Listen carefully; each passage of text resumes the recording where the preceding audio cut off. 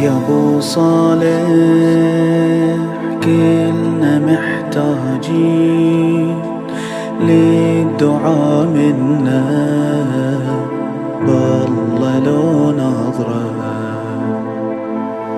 ما ندري انت بالنجاة. خوب آپس کی اختلافات کو دور کریں اور ایک ایسی سوسائٹی ایک ایسی کمیونٹی کریٹ کریں کہ وقت کے امام کی جب نظر پڑے اس کمیونٹی پر تو امام کہے کہ یہ وہ کمیونٹی ہے جو میرا انتظار کر رہی ہے.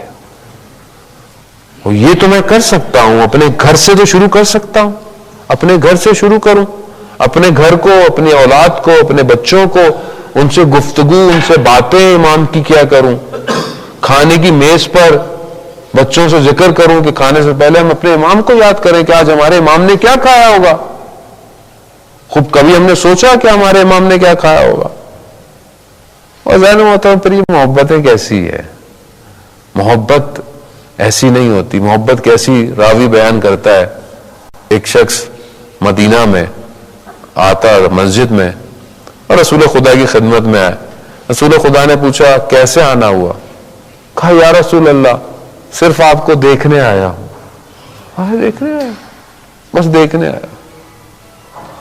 اکثر وہ آتا تھا رسول خدا کو دیکھ کر چلا جاتا تھا. رسول خدا جب لوگوں کے ساتھ بیٹھے ہوتے تھے تو رسول خدا دیکھتے تھے وہ دروازے پر آیا ہے اور جانتے تھے کہ یہ کیوں آیا ہے. کیونکہ سب کے ساتھ بیٹھے ہوتے تھے اپنی جگہ سے بلند ہو جاتے تھے تاکہ وہ دیکھ لے مجھے. کیوں؟ کیونکہ وہ صرف مجھے دیکھنے آیا ہے. خوب یہ عشق ہے. اس طرح ایک شخص پانچویں امام باقر علیہ السلام کی خدمت میں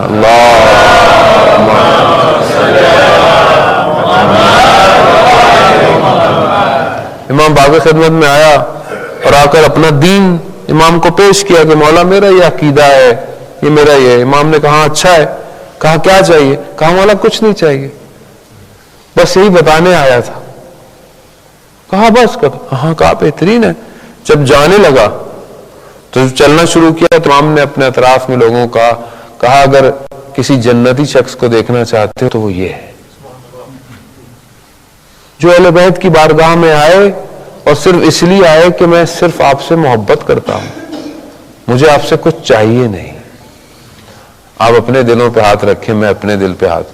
میں کب اہل بیت کی بارگاہ میں ایسے گیا کہ میں نے صرف یہ کہا مولا مجھے کچھ نہیں چاہیے، مجھے تو بس یہی چاہیے کہ آپ مجھے قبول کر لیں. کتنے لوگ تھے عزیزان محترم، کتنے اصحاب تھے، کتنے علماء تھے. سید ابو الحسن اصفہانی کہ میں پہلے ذکر کر چکا ہوں، واقعہ آپ کے ذہن میں سنا ہوا ہوگا، میں نے بھی کئی دفعہ پڑھا ہے. کس طرح ایک گاؤں سے اصفہان کے مدرسے میں طالب علم کچھ نہ ہوتے ہوئے والد آ گئے، واپس لے کے جانے لگے. یہ کیا زندگی ہے، یہ کیا ہے؟ نہ کھانے کو ہے، نہ گرم کرنے کو کوئی ہے. باپ کا حکم ہے. باہر نکلے مدرسے کے صحن میں جا کر امام سے متصل ہوئے کہ یا امام زمانہ آپ جانتے ہیں میں صرف آپ کی نوکری کے لیے آیا تھا، مجھے اور کچھ نہیں چاہیے تھا، مگر میں باپ کے حکم کو کیسے منع کروں. یہ کہہ کر کمرے میں گئے تو خدام آیا. کہا سید کوئی دروازے پر آیا ہے، آپ کو بلا رہا ہے. سخت سردی ہے، برف پڑی ہوئی ہے. باہر جا کر دیکھا تو کوئی اور نہیں، وقت کا امام خود کھڑا ہوا ہے. کہا یہ لو کچھ سامان اور تمہاری جہاں کتابیں اس کے پیچھے شمع ہے اس کو جلاؤ، روشنی بھی ہوگی، گرم بھی ہوگا. اور ہاں اپنے والد سے کہہ دینا ہمارا صاحب زندہ ہے. یہی ابو الحسن اصفہانی اس مقام پہ پہنچ جاتے ہیں کہ جب لوگ امام سے ملنا چاہتے ہیں تو امام کی جگہ پر سید ابو الحسن اصفہانی سے ملتے ہیں اور سوالات کا جواب حاصل کرتے ہیں. خوب یہ سفر طولانی ہے. یہ سفر یہ ایک دو دن میں طے نہیں ہو سکتا. خوب جو تھوڑی زحمت چاہیے، تھوڑی سی محنت چاہیے، تھوڑا اپنی زندگی کے روٹین میں اپنے کاموں میں امام کو لائیں، شامل کریں امام کو. کوئی ایک تصویر، کوئی ایک فریم، کوئی موبائل پہ آپ کے بیک گراؤنڈ کی پکچر، کوئی چیز امام کی ہو جو یاد دلائے کہ ہمارا امام زندہ ہے، ہمارا امام ہمیں دیکھ رہا ہے. میں نہیں دیکھ رہا، وہ تو دیکھ رہا ہے. میں کتنا اپنی زندگی میں مصروف ہوں، مجھے ایک ہی جگہ پر شرمندگی ہوتی ہے کہ میں نے آج جو عمل کیا اپنے امام کو راضی کیا کہ نہیں کیا. اگر آج میں نے کوئی ایسا عمل کیا کہ جو میں نے اپنے امام کو تکلیف پہنچائی ہے، عزیزان محترم واقعاً درد ہے. نہیں پتا میں زندہ رہوں نہیں رہوں، اگر میں اپنے امام کو خوش نہیں کر سکتا تو میں انہیں تکلیف تو نہیں دوں کم از کم. خوب کام کوئی بھی ہو سکتا ہے، کوئی بھی عمل میرا ایسا ہو سکتا ہے کہ میں اپنے امام کو ناراضی کروں. خوب انشاءاللہ آپ یقیناً ایسا نہیں کرتے ہوں گے، اور ہمیں کرنا بھی نہیں چاہیے. عزیزان محترم وہ یوسف زہرا ہے، وہ ایک یوسف جسے مصر کے بازار میں بیچ دیا گیا. اس یوسف کو ہم کتنی بار بیچیں گے اپنی خواہشات سے؟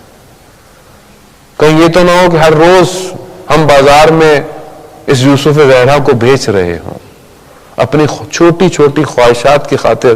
لذت کتنی دیر کی ہے؟ دنیا کی لذت بہت تھوڑی دیر ہے، لیکن یہ لذت انسان کو اس کے امام سے دور کر دیتی ہے.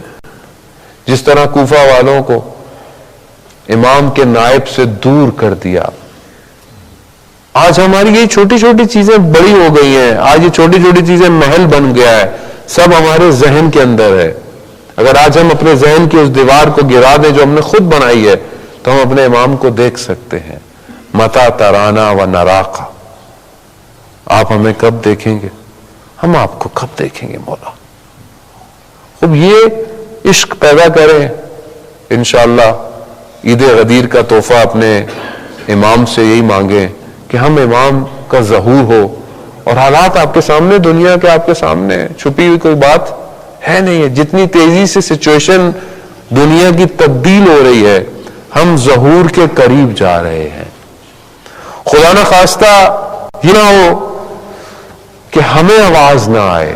ظہور تو حق ہے، ہونا ہے، یہ نہ ہو کہ میں رہ جاؤں.